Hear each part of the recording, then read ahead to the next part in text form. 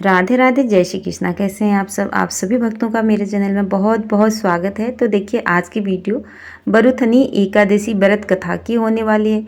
तो वैशाख मास के कृष्ण पक्ष की एकादशी को अत्यंत पुण्यदायिनी और सौभाग्य प्रदायिनी बरुथनी एकादशी कहा जाता है। इस दिन भक्ति भाव से भगवान मधुसूदन की पूजा करनी चाहिए।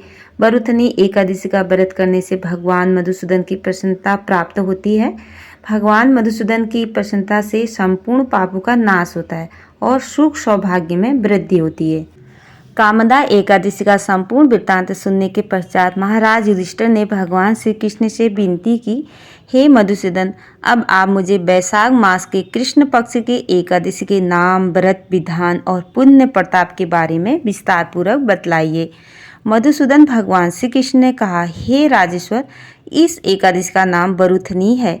यह सौभाग्य देने वाली, सब पापों को नष्ट करने वाली तथा अंत में मोक्ष देने वाली है। इस व्रत को यदि कोई अभागिनी स्त्री करे तो उसको सौभाग्य मिलता है। इस बरुथनी एकादशी के प्रभाव से राजा मांधाता स्वर्ग को गए थे।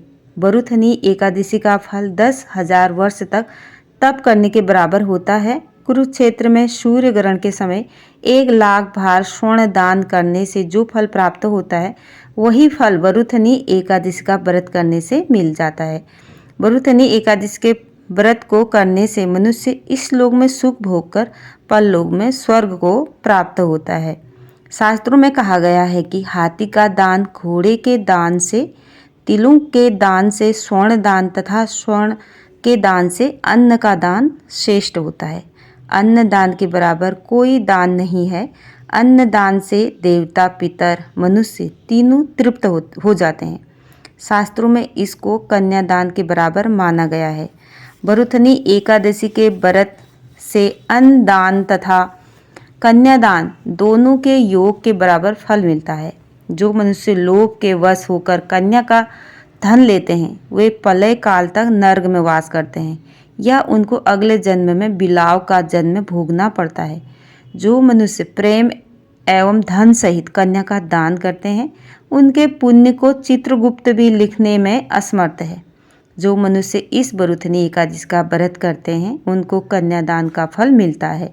बरुथनी एकादशी का व्रत करने वाले को दशमी के दिन ये 10 वस्तुओं का त्याग कर देना चाहिए।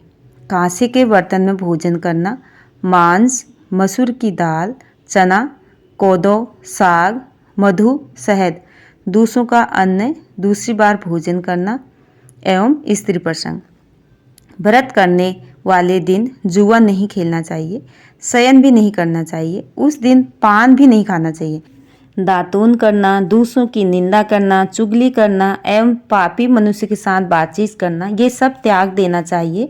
उस दिन क्रोध तथा मिथ्या भाषण भी नहीं करना चाहिए। हे राजन, जो मनुष्य विधिवत इस एकादशी का व्रत करते हैं, उनको स्वर्गलोक की प्राप्ति होती है। अतः प्रत्येक मनुष्य को यह व्रत अवश्य करना चाहिए तथा पापों से डरना चाहिए। इस व्रत के महात्म्य को पढ़ने तथा सुनने मात्र से 1,000 गोदान का फल मिलता है। इसका फल गंगा स्नान के फल से भी अधिक है। तो राधे राधे दोस्तों, यही थी छोटी सी वीडियो पसंद आती है तो लाइक करना, शेयर करना, कमेंट करना और मेरे चैनल को सब्सक्राइब करना। ये कथा जरूर से सुने। Radhe Radhe, thank you.